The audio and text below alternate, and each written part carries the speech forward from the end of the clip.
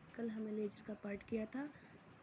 आज हम लेजर के आई बेस पर ही हम ट्रायल बैलेंस बनाना सीखेंगे, लेकिन इससे कुछ पहले रूल है वे देख लेते हैं। जैसे एसेट्स एंड लाइबिलिटी है।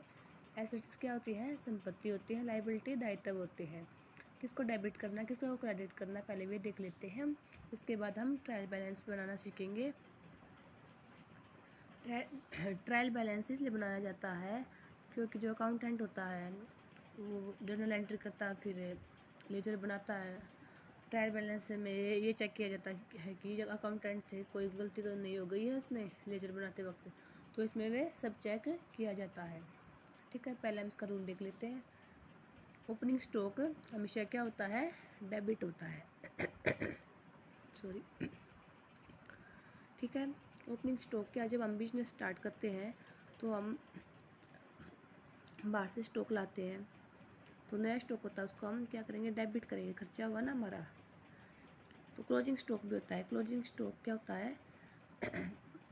हम लेजर बनाते हैं तो उसमें जो कुछ स्टॉक वो रह जाता है, बैलेंस रह जाता है, तो उसको हम क्लोजिंग स्टॉक बोलते हैं। तो उसको हम अगले महीने के स्टार्टिंग में से यूज़ कर लेते हैं, इसलिए उसको डेबिट क्रेडिट नहीं किया जाता है।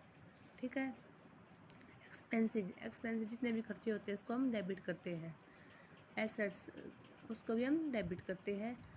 एसेट्स जैसे कि हमने बिजनेस के लिए कोई फर्नीचर लिया है, मशीनरी परचेज की है, या कोई पेटेंट्स हुए, और वैसे भी एसेट्स में आती हैं। जैसे इनपुट CGST मतलब central good service tax. Input state good service tax, ये दोनों इनपुट है, ये परचेज पर होती है, इनको भी हम डेबिट करते हैं। ठीक है। आगे है इनकम। जब हमें कोई भी इनकम होती है उसको हम क्रेडिट करते हैं ना, तो लाइबिलिटी भी क्रेडिट होती है। और आउटपुट CGST और SGST दोनों सेल्स पर होती है। आउटपुट मतलब जो कुछ बाहर गया, हमने कुछ सेल किया है, तो वो उसको हम क्रेडिट करते हैं। ठीक है। देखिए स्टूडेंट, अब हम ट्रायल बैलेंस का परफॉर्मा देखते हैं। जैसे पहले इसमें नेम ऑफ अकाउंट्स आता है, फिर LF मतलब लेजर फोलियो, लेजर में से इसमें एंट्री की जाती है, फिर डेबिट बैलेंस, फिर क्रेडिट बैलेंस।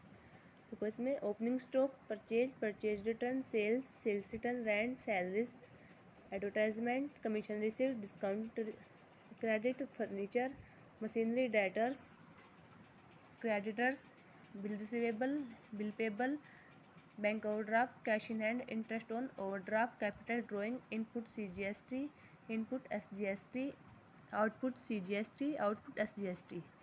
अब इनको हम डेबिट और क्रेडिट करते हैं। देखते हैं कौन सा डेबिट होगा, कौन सा क्रेडिट होगा। जैसे ओपनिंग स्टॉक है, ओपनिंग स्टॉक बताया था क्या होगा? डेबिट होगा। परचेज क्या होता है? हमेशा डेबिट होता है, क्योंकि ये खर्चा होता है। परचेज रिटर्न इसका उल्टा होता है, परचेज रिटर्न, तो ये क्रेडिट होता है। हमें कोई परचेज किए तो चीज़ वो खर्चा हुआ तो उसको हम डेबिट करेंगे। अगर वो परचेज की हुई चीज़ हमने रिटर्न कर दी तो क्या हुआ? वो क्रेडिट हो गई। सेल्स है, सेल्स हमेशा क्रेडिट होती है। सेल्स रिटर्न डेबिट होती है। रेंट क्या है? खर्चा है, किराया दिया, वो खर्चा हमेशा डेबिट होता है।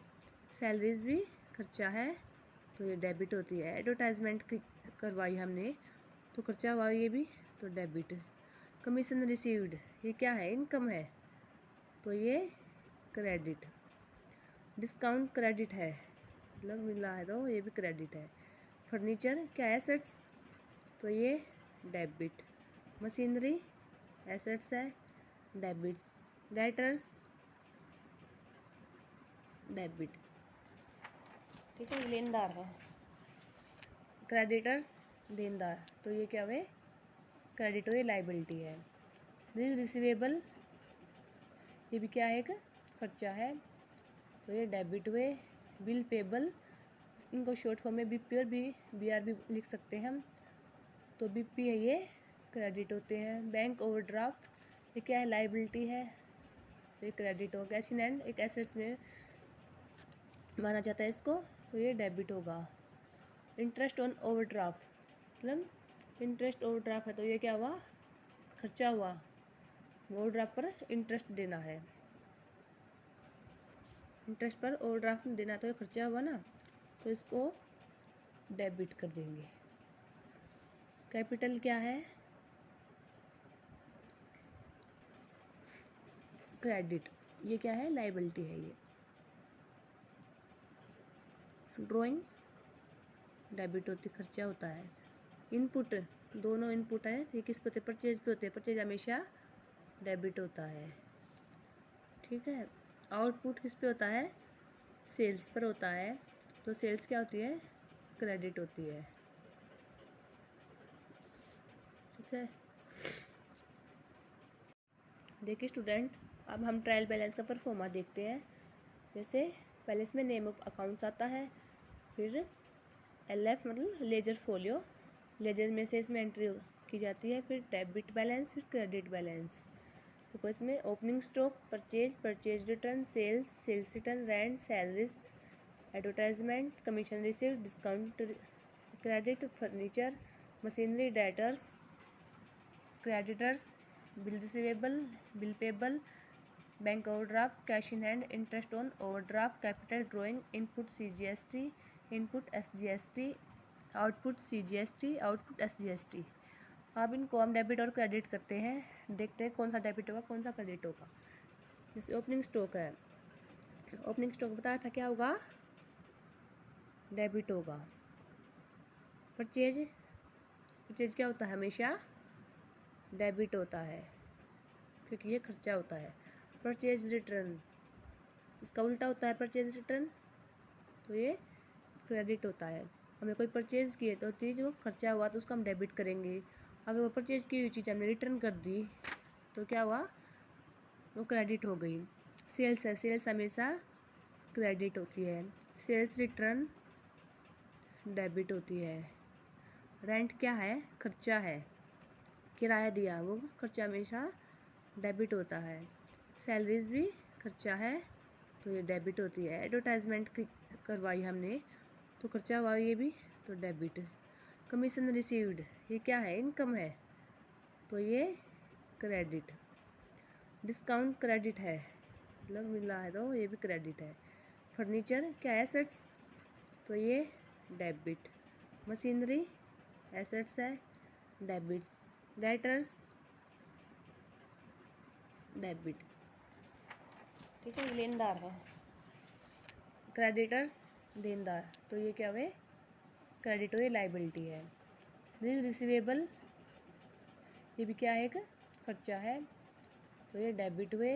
बिल पेबल, इनको शॉर्ट फॉर्म में BP और BR भी लिख सकते हैं हम, तो BP है ये क्रेडिट होते हैं। बैंक ओवरड्राफ्ट, ये क्या है, लाइबिलिटी है, तो ये क्रेडिट होगा। कैश इन हैंड एक एसेट्स में माना जाता है इसको, तो ये डेबिट होगा।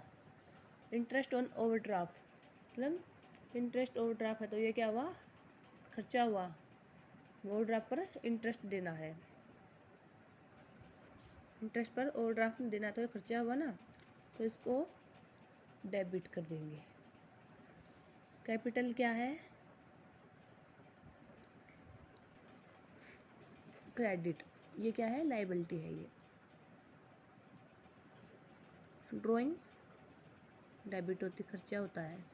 इनपुट, दोनों इनपुट है, ये किस पे होते, परचेज पे होते हैं, परचेज हमेशा डेबिट होता है, ठीक है। आउटपुट किस पे होता है, सेल्स पर होता है, तो सेल्स क्या होती है, क्रेडिट होती है, ठीक है।